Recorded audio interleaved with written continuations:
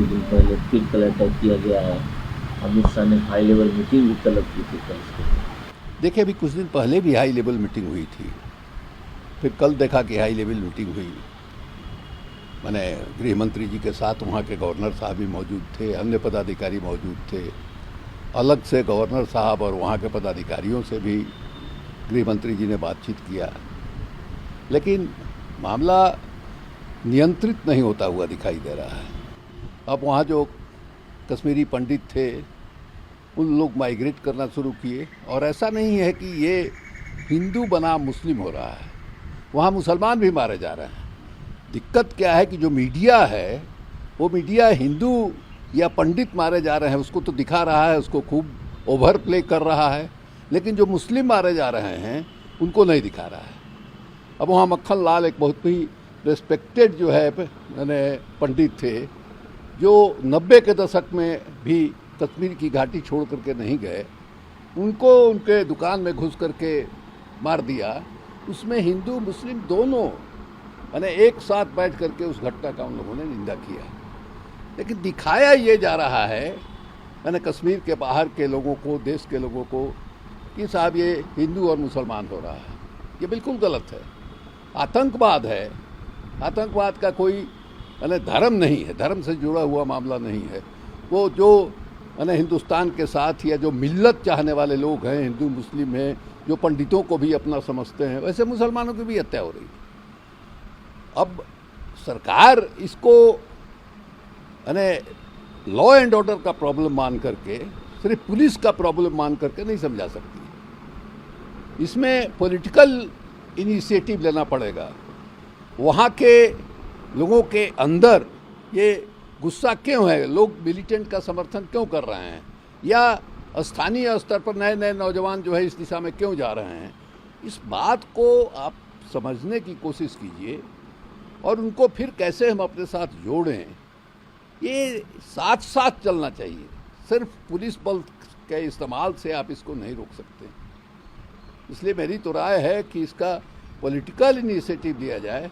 वहाँ के जो स्थानीय नेता हैं, फारूक अब्दुल्ला हैं, उमर अब्दुल्ला हैं, मुफ्ती साहब की पार्टी है, उनकी बेटी हैं, इन सब लोगों को मिला जुला करके, लेफ्ट के लोग भी हैं, सब लोगों को मिला जुला करके बात कीजिए और उनसे समझने की कोशिश कीजिए कि इसको हम कैसे मैंने जो ये सब कुछ हो रहा है इसको कैसे रोका जाए।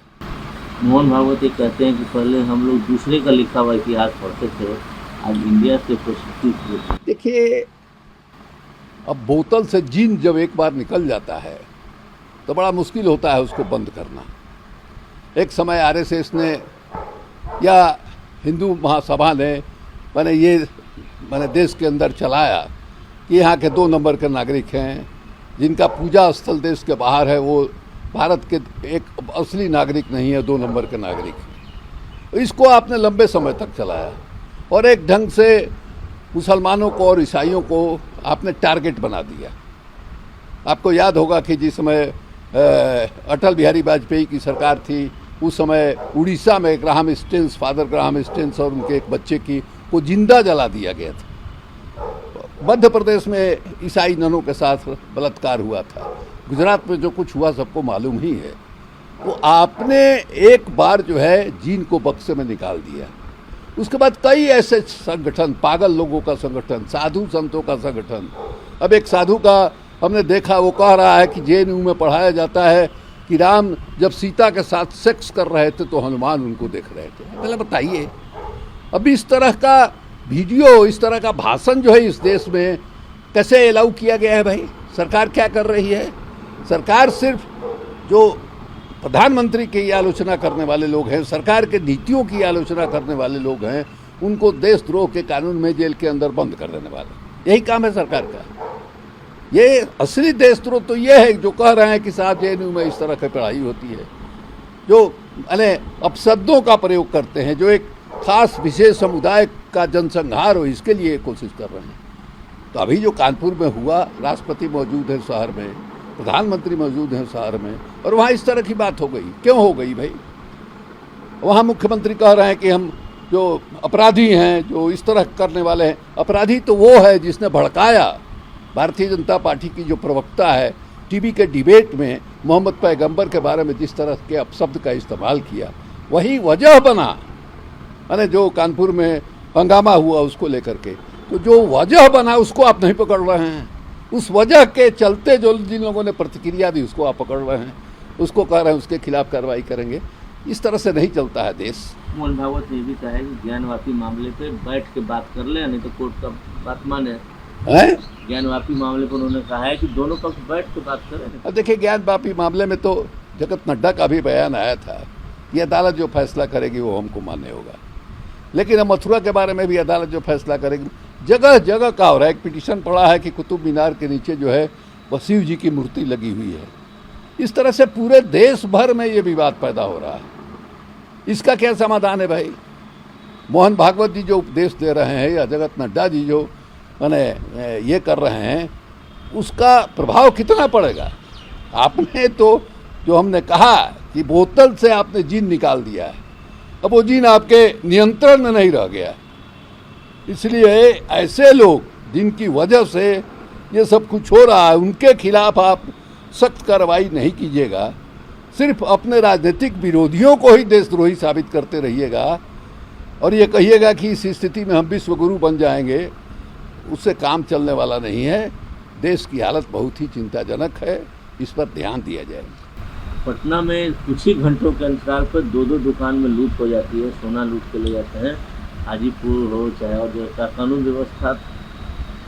अब देखिए, राजधानी में तो एक से एक घटनाएं हो रही हैं। पूरे बिहार में आप सारे जो एडिशन के अखबार हैं, सब अखबारों को अगर एक साथ आप पढ़िएगा तो लगता है कि दर्जन भर हत्याएं तो रोज़ कम से कम हो रही। राजधानी का कुछ कहना ही क्या है। मैंने कल ही जो घटना हुई, भला बताइए, मैंने 4 करोड़ की 5 करोड़ का सोना लूट गया, एक जगह कार्रवाई किया और बगल में दूसरे जगह फिर जो है मैंने घटना को अंजाम दिया। अब इसके बारे में मुख्यमंत्री जी ने मीटिंग बुलाई, कहा कि अपराध को हम सहन नहीं करेंगे। आईजी निकले फील्ड में जाए तो डीजी निकले फील्ड में जाए, सब कुछ हो रहा है। इसके बावजूद भी घटनाएं रुक नहीं रही और रुक नहीं पाएंगी। असंभव चीज़ है। समाज में इतनी गैर बराबरी है, इतनी गरीबी है, इतनी बेरोजगारी है, तो अब लोग जो है वैसी स्थिति में जेल जाना कबूल करेंगे, लेकिन उनके मन का जो लालच है कि किसी तरह से है हम जो है हम आपके तरह उनके तरह जो है हमारे पास भी सारी सुविधाएं हो, भोग के सारे सामग्री हों, ये चल रहा है। कुछ अच्छे घर के, बड़े घर के लड़के भी एडवेंचरिज्म का शिकार होकर के ये सब काम कर रहे हैं। तो इसको बड़ा मुश्किल है रोकना। इसके बारे में दो पूरे संदर्भ में इसके बारे में विचार होना चाहिए और क्यों इस तरह की प्रवृत्ति बढ़ती जा रही है, इसको आप डायग्नोस करके दोनों तरफ से पुलिस की कार्रवाई, सामाजिक कार्रवाई, सब एक साथ मिला जुला करके जो है चलना पड़ेगा।